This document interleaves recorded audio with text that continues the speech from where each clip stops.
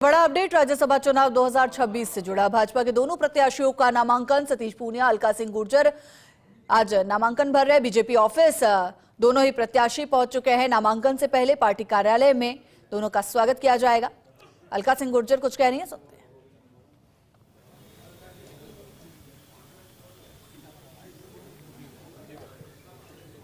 आज नामांकन करने जा रहे हैं, पार्टी कार्यालय पहुंचे हैं। देखिए, शीर्ष नेतृत्व का, प्रधानमंत्री जी का, गृह मंत्री जी का, राष्ट्रीय अध्यक्ष जी का और माननीय बीएल संतोष जी और प्रदेश का नेतृत्व माननीय भजन लाल शर्मा जी, माननीय हमारे प्रदेश अध्यक्ष जी और समस्त कार्यकर्ता बंधुओं का, जिनकी वजह से पार्टी ने इस दायित्व के लिए मुझे चुना है, मैं सबका आभार और सबका बहुत बहुत धन्यवाद प्रेषित करती हूँ। और आज हम माननीय सतीश जी के साथ में नामांकन करने के लिए हम जा रहे हैं और राजस्थान की जनता को ये विश्वास दिलाते हैं कि राजस्थान से जुड़े हितों के लिए और महिला होने के नाते महिलाओं से जुड़े हितों के लिए निरंतर हम काम करते रहेंगे और डबल इंजन की सरकार जिस तीव्र गति से राजस्थान का विकास कर रही है उसमें भी हम अपना सकारात्मक योगदान समय समय पर देते रहेंगे। मैडम, कल जिस तरीके से पूर्व मुख्यमंत्री अशोक गहलोत ने सचिन पायलट को लेकर कहा है, आपने खुद ने उस समय की परिस्थितियाँ देखी, क्या ये कोई कम्युनिटी विशेष को कमजोर करने की बात है या क्या? देखिए, किसी के कहने से ना कोई कम्युनिटी मजबूत होती है ना कमज़ोर होती है। कम्युनिटी का सबका अलग कैरेक्टर होता है और हम वैसे भी जाति वर्ग भेद की राजनीति भारतीय जनता पार्टी नहीं करती है। हम सर्व समाज को साथ लेकर चलने वाली पार्टी है और हमारे युग पुरुष दीनदयाल जी ने अंत्योदय की जो भाव दिया था कि वंचित को वरीयता देकर मुख्य धारा में लाने का काम, निरंतर मोदी जी की डबल इंजन की सरकार ये काम कर रही है और विकास के नए आयाम स्थापित हो रहे हैं और आज विश्व में भारत की, सनातन की, भारत की नेतृत्व का परचम फहरा रहा है और हमें भी उसमें काम करने का एक मौका शीर्ष नेतृत्व द्वारा दिया गया है। उसके लिए मैं उन सभी का आभार व्यक्त करती हूँ। क्या ये कांग्रेस को अंदरूनी कलह है और क्या ये बीजेपी के लिए फायदेमंद रहेगी? देखिए, कांग्रेस का तो वो जाने, लेकिन भारतीय जनता पार्टी समाज के हर वर्ग को साथ लेकर चल रही है और उनकी कलह का फायदा या नुकसान नहीं, हम अपने सकारात्मक कामों के साथ जनता के बीच में रहते हैं। राजनीतिक दल होते हुए भी सामाजिक सरोकारों को साथ लेकर चलते हैं और आज जनता का झुकाव भारतीय जनता पार्टी की तरफ है क्योंकि मोदी सरकार की और राज्य सरकार की नीतियाँ जनता के हितैषी हैं। Thank you. Doctor Alka Singh Gurjar को आपने सुना। प्रधानमंत्री नरेंद्र मोदी का उन्होंने इस पर आभार भी जताया है। और ज्यादा जानकारी के लिए हमारे पॉलिटिकल एडिटर योगेश शर्मा हमारे साथ जुड़ गए हैं। योगेश जी, दोनों ही प्रत्याशी बीजेपी प्रदेश कार्यालय पहुंच चुके हैं। कुछ ही देर में नामांकन भी होगा और ऐसे में एक बेहतर स्ट्रोक जो है बीजेपी का यहां पर माना जा रहा है, अगर जाट राजनीति को साधा जाए और गुर्जर राजनीति को साधा जाए। देखिए, राजस्थान में सामाजिक जो सियासत है अब वो सदैव ही देखने को मिली है और इसी के अनुरूप दल जो है अपना राजनीतिक ताना बाना बुनते हैं और क्योंकि जाट एक कमजोर कड़ी रही है बीजेपी की जब से बीजेपी का जन्म हुआ 1980 में तब से लेकर अब तक, और इस दिशा में काबिल गौर प्रयास किए भैरव सिंह शेखावत के जमाने में। उसकी निजात के लिए कुछ न कुछ कार्रवाई तो करनी चाहिए। अशोक गहलोत जी का बयान तो आपकी जानकारी मोबाइल देखिए, वो दर्द एक जो में बैठे हैं, इस दर्द की कोई दवा नहीं हुई अभी तक और इसीलिए जब भी मौका लगता है तो दर्द फूट करता है। मोबाइल आपस की फुटोवल से कांग्रेस की जो हालात है वो किसी से छुपी हुई नहीं। कांग्रेस की ए टीम और बी टीम एक दूसरे पर गोल लगातार दागती जारी है, इसलिए भारतीय जनता पार्टी जो अपने संगठनात्मक दृष्टि से आगे बढ़ती जा रही है उसका उनको कांग्रेस का मुकाबला चाहिए। क्योंकि आप उस समय नेता प्रतिपक्ष थे, वो कह रहे हैं कई जहाँ जाए वापस चले गए लेकिन वो विधायकों को ले जा नहीं पाए। जहाँ जाए वापस चले गए। मुख्यमंत्री थे अशोक गहलोत जी, पूरी एजेंसी आपके साथ खड़ी थी। उस समय के तत्कालीन आईजी और डीआईजी एमएलएस के खेमों के बाहर खड़े थे, तो आपने उन जहाज़ों को रोका क्यों नहीं? मैं समझता हूँ कि 3 बार मुख्यमंत्री रहने के पश्चात इस प्रकार लापरवाहपूर्ण कपोल कल्पित बयान उनको नहीं देना चाहिए। गहलोत साहब को अब चूँकि आलाकमान पूछ नहीं रहा है वो उन्होंने पहले आलाकमान के मिजाज कुर्सी में कसर नहीं छोड़ी, अब थोड़ा विद्रोही तेवर दिखाकर वो आलाकमान में अपना स्थान बनाना चाहते हैं, क्योंकि आप सबको मालूम है कि कांग्रेस पार्टी का पुनर्गठन का दौर जारी है। इसी कारण से ये सारा काम चल रहा है। क्या उन्होंने कोई रिमाइंडर लगा रखा है हर थोड़े दिन के बाद उनको 35 करोड़ 50 करोड़ 10 करोड़ मानेसर? देखिए, वो कभी भूल नहीं पाते, कोई दूसरा एजेंडा नहीं, कोई सरकार के विरुद्ध कोई एजेंडा नहीं उनका। एक बार भी पूर्व मुख्यमंत्री रहते हुए एक भी जन आंदोलन की अगुवाई नहीं कर पाए, और अपने अच्छे कमरे में बैठकर और अच्छे इस प्रकार के बयान से चर्चाओं में रहना उनकी आदत में शुमार है। जैसे राजस्थान में अशोक गहलोत जी वो नेता है, वो सांस लेते हैं तब भी उसके पीछे कोई न कोई राजनीति रहती है, तो वो दिन और रात राजनीति में लिप्त रहने वाले, उनकी अपनी राजनीति है, अपना काम करने का तरीका है। कांग्रेस की राजनीति में प्रासंगिकता ये प्रासंगिकता कभी समाप्त नहीं होती।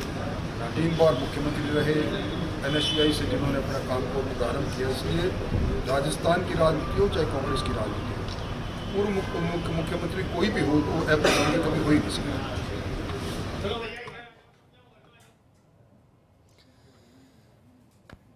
तो तमाम जो बीजेपी के नेता हैं, पार्टी पदाधिकारी हैं, उनके भाजपा मुख्यालय में पहुंचने का सिलसिला शुरू हो चुका है। अलका सिंह गुर्जर पहुंच चुकी है।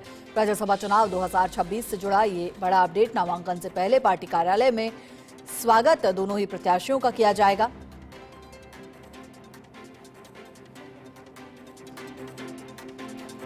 तो राज्यसभा चुनाव के नामांकन का आज अंतिम दिन है और ऐसे में दोनों ही प्रत्याशी आज अपना नामांकन भरेंगे।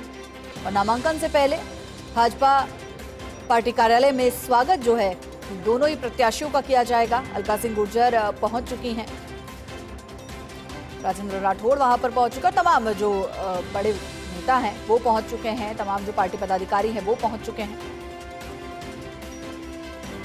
दोनों राज्यसभा उम्मीदवारों का बीजेपी ऑफिस में नामांकन से पहले अभिनंदन किया जाएगा। हमारे साथ हमारे पॉलिटिकल एडिटर योगेश शर्मा लगातार बने हुए हैं। बिल्कुल, मैं दोनों जो नामित किए पार्टी प्रत्याशी के लिए उनको बधाई देता हूँ। कांग्रेस ने दलित कार्ड चलाया वापस से नीरज डांगी को भेजकर, तो क्या लगता है उनकी रणनीति SC ST और वही पुराना जो उनका स्टाइल रहता है उसी पर? वो उनकी सोच उनके पास है, वो कैसे करते हैं उस पर मैं कुछ कमेंट्स नहीं करना। भी कोई राजनीतिक तौर पर कोई बात कहेंगे? नहीं, देखो उन्होंने क्या सोचा है, कैसे किया है, क्या निर्णय किया है, क्या सोच के किया है, वो जाने।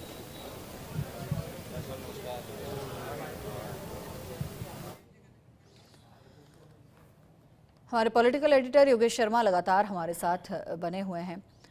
योगेश जी, लगातार जो पार्टी पदाधिकारी हैं, नेता हैं, कार्यकर्ता हैं, उनके पहुंचने का सिलसिला शुरू हो चुका है। फिलहाल किस तरह की तैयारियां हैं बीजेपी ऑफिस में?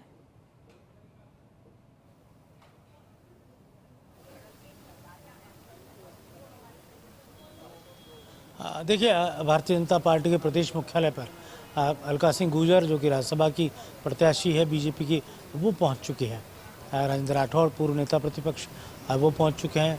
इसके साथ ही लगातार जो आवाजाही है वो इस वक्त जारी है और भारतीय जनता पार्टी के तमाम जो राजनीतिक तौर पर अगर इस पूरे दोनों प्रत्याशियों के एंगल को अगर समझा जाए तो सतीश पूनिया जो कि पार्टी के पूर्व अध्यक्ष रह चुके, संघनिष्ठ हैं, काडर के प्रमुख नेता हैं, विद्यार्थी परिषद से छात्र संघ की राजनीति से वो मुख्य राजनीति में आए हैं और भारतीय जनता पार्टी के अंदर किसान नेता के तौर पर उनको आगे भी बढ़ाया गया, स्थापित भी करने का काम किया गया और एक आमेर से वो विधायक रह चुके।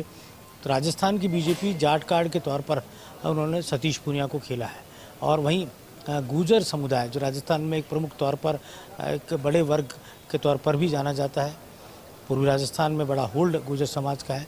अलका सिंह गुर्जर को लाया गया है, उनके पति नाथ सिंह गुर्जर प्रमुख नेताओं में उनकी गिनती रही बीजेपी के। अलका सिंह गुर्जर खुद बीजेपी की विधायक रही। कहा जा सकता है कि यहाँ पर अभी दोनों ही पार्टी के प्रमुख उम्मीदवार जो राज्यसभा के हैं उनका अभिवादन होगा, अभिनंदन होगा, फिर तिलक लगाकर यहाँ से राजस्थान विधानसभा की ओर हो जाएंगी। मुख्यमंत्री का अभी तक कार्यक्रम यहाँ आने का है या नहीं, इसको लेकर कोई फाइनल अभी तक कार्यक्रम नहीं आया, लेकिन प्रस्तावित है कि मुख्यमंत्री भी यहाँ आ सकते हैं बीजेपी ऑफिस और यहाँ से होते हुए विधानसभा जा सकते हैं। फिलहाल बीजेपी के प्रदेश अध्यक्ष मदन राठौड़, संगठन महामंत्री अजय कुमार, तमाम प्रमुख नेता उनकी अगवानी यहाँ पर में स्वागत दोनों राज्यसभा उम्मीदवारों का होगा। और कल हमने देखा कि भारतीय जनता पार्टी विधायक दल की बैठक कल रात को कल शाम को बीजेपी CMR में हुई थी, उसमें भी प्रमुख तौर पर रणनीति बनाई गई और किस तरह से, क्योंकि ये एक निर्विरोध निर्वाचन की ओर बढ़ता हुआ ये राज्यसभा चुनाव नज़र आता है। और क्योंकि यहाँ कोई भी चौथा उम्मीदवार अभी तक नहीं आया, आज आखिरी दिन है नॉमिनेशन का, अगर आज भी कोई चौथा उम्मीदवार नहीं आता है तो आप ये मान लीजिए कि राजस्थान की विधानसभा में जो राज्यसभा के नॉमिनेशन का जो रास्ता है वो अब निर्विरोध निर्वाचन की ओर बढ़ेगा। 2 उम्मीदवार भारतीय जनता पार्टी के, 1 उम्मीदवार कांग्रेस का। और वैसे भी किसी भी निर्दलीय उम्मीदवार के तौर पर चुनाव लड़ना आसान नहीं होता जब तक कि नंबर गेम उसके पक्ष में नहीं हो। संख्या बल का जो सियासी गणित है वो अपने आप में बेहद अहम हो जाता है। 10 कम से कम प्रस्तावक राजस्थान विधानसभा के सदस्य होने चाहिए, तभी वो राज्यसभा उम्मीदवारी के तौर पर अपना आवेदन कर सकता है। लेकिन हमने देखा कल भी बीजेपी विधायक दल की बैठक में निर्दलीय विधायक भी शामिल हुए थे, रितु बनावत शामिल हुई थी, चंद्रभान सिंह आख्या शामिल हुए थे, जीवाराम चौधरी भारतीय जनता पार्टी के माइंडसेट के हैं, भीलवाड़ा से विधायक है कोठारी, वो भी बीजेपी माइंडसेट के विधायक हैं। और कमोबेश अभी तक राजस्थान की विधानसभा में जो निर्दलीय विधायकों का जो रुख देखा है हमने, वो मोटे तौर पर बीजेपी के साथ देखा है। तो ऐसे में सतीश पूनिया और अलका सिंह गुर्जर की राह में कोई ज़्यादा दिक्कत नहीं है। 51 वोट का जो दोनों के पास मैजिक फिगर है वो दोनों उम्मीदवारों के पास है। तो वहीं कांग्रेस के जो उम्मीदवार है नीरज डांगी, कांग्रेस ने भी दलित कार्ड चला एक बार फिर, और उसके पीछे का भी लॉजिक आपको समझना होगा कि कांग्रेस में टीकाराम जूली जो है वो नेता प्रतिपक्ष हैं, वो SC के हैं, लेकिन मेघवालों को फोकस करने के लिए यहाँ पर फिर से नीरज डांगी पर दाव चलाया गया। नीरज डांगी फिर से उम्मीदवार बनाए गए। जी बिल्कुल योगेश जी, तो दोनों ही पार्टियों ने जहां तक देखा जाए तो पूरी तरह से जातिगत समीकरणों को भी साधा है। अगर भाजपा की बात की जाए तो गुर्जर और जात समीकरणों को साधा गया, और कांग्रेस की बात की जाए तो एक बार फिर से दलित चेहरे पर भरोसा कांग्रेस के द्वारा किया गया। तो किस तरह के समीकरण जो है राज्यसभा सीट के लिए इस बार बनते नजर आ रहे हैं, और इसका आगामी समय में क्या कुछ जो बेनिफिट है वो भी देखना होगा।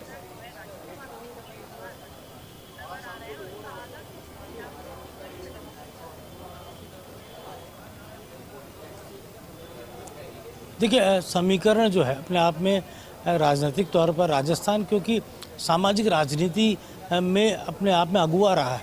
आपको ध्यान है कि गुर्जर समाज ने जब आंदोलन किया आरक्षण को लेकर, तो राजस्थान अपने आप में एक बड़े रूप में सामने आया था, क्योंकि आंदोलन का जन्म स्थल राजस्थान ही था।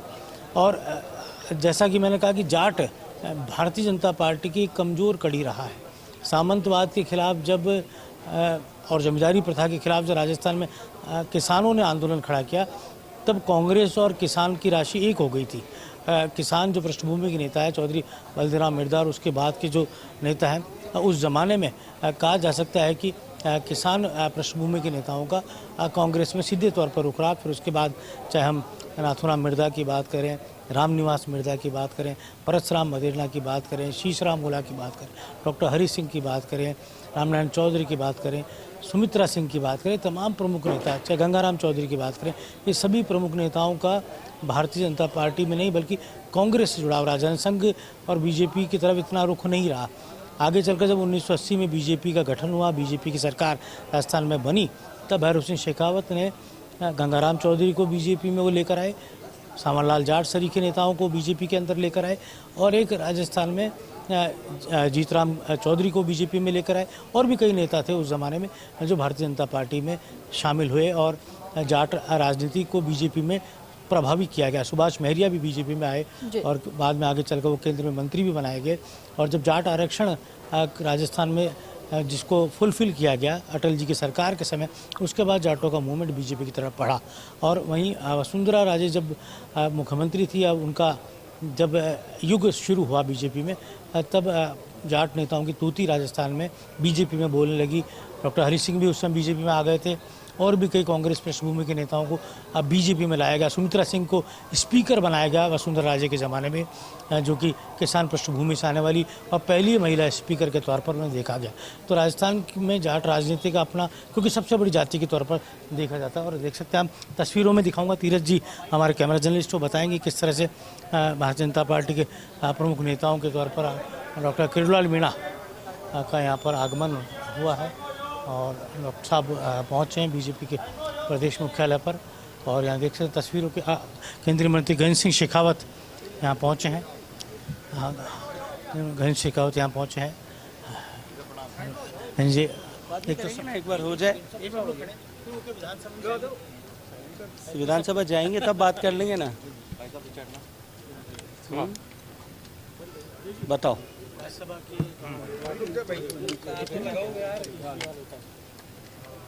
देखिए, भारतीय जनता पार्टी के शीर्ष नेतृत्व ने राजस्थान के ऐसे दो अनुभवी पार्टी के कार्यकर्ताओं को, जो पार्टी के आइडियोलॉजिकली भी और धरातल से पार्टी के साथ में काम करने वाले लोग हैं, उनको अवसर दिया है। और मैं ये मानता हूँ कि इससे बेहतर निर्णय नहीं हो सकता था। भारतीय जनता पार्टी में मैंने पहले भी कहा, कौन कार्यकर्ता किस भूमिका में काम करे, और अगर मैं उससे भी एक्सटेंडेड विचार परिवार की बात करूं, कौन किस क्षेत्र में काम करे, ये तय करना कार्यकर्ता का प्रेरोगेटिव नहीं है। ये तय करना हमेशा ही विचारधारा के अनुरूप भी ये तय करने का अधिकार नेतृत्व का होता है। और नेतृत्व सबको अपनी अपनी योग्यता, क्षमता, उपयोगिता के अनुरूप काम देता है। पर मैं इतना अवश्य कहूँगा, माननीय सतीश जी के और माननीय अलका जी दोनों के राज्यसभा में आने से भारतीय जनता पार्टी की आवाज़, भारतीय जनता पार्टी की विचारधारा की बात दोनों ही जो है वो राज्यसभा में और प्रबल होगी। और राजस्थान का पक्ष भी मुझे लगता है कि रखने में जब कहीं भी, जहाँ कहीं भी आवश्यकता होगी, हम सबको, और मैं तो व्यक्तिगत रूप से मानता हूँ कि मेरी क्षमता, ताकत जो है उसके कारण से निश्चित रूप से बढ़ेगी। मैं बहुत सारी बधाई देता हूँ दोनों को और हृदयपूर्वक पार्टी के शीर्ष नेतृत्व, श्रद्धेय प्रधानमंत्री जी को, आदरणीय गृह मंत्री जी को और माननीय पार्टी के राष्ट्रीय अध्यक्ष जी को इसके लिए हृदय से बधाई देता हूं, धन्यवाद देता हूं। राजस्थान के हम भारतीय जनता पार्टी परिवार के करोड़ों लोगों के कार्यकर्ताओं की तरफ से उनका साधुवाद और अभिनंदन ज्ञापित करता हूं। मानेसर के घटनाक्रम को लेकर के आपने जो बयान दिया था, चलो ये मोहब्बत चलती रहनी चाहिए। मोहब्बत की दुकान है, वो दिखाते हैं कि वो कैसी मोहब्बत जो है अपनी पार्टी के लोगों के बीच में बांटते हैं, अपने व्यक्तिगत स्वार्थ के लिए, अपनी व्यक्तिगत महत्वाकांक्षाओं की पूर्ति के लिए, अपने आप को रेलेवेंट बनाए रखने के लिए, अपनी लाइन को लंबी बनाए रखने के लिए, अपने से नीचे काम करने वाले कार्यकर्ता जो अपनी पार्टी के हैं, उनकी लाइन को लंबी होने से रोकने के लिए कैसे रबड़ लेकर के मिटाते हैं, ये सारा देश प्रदेश जान गया है। अच्छा सवाल तो बढ़िया।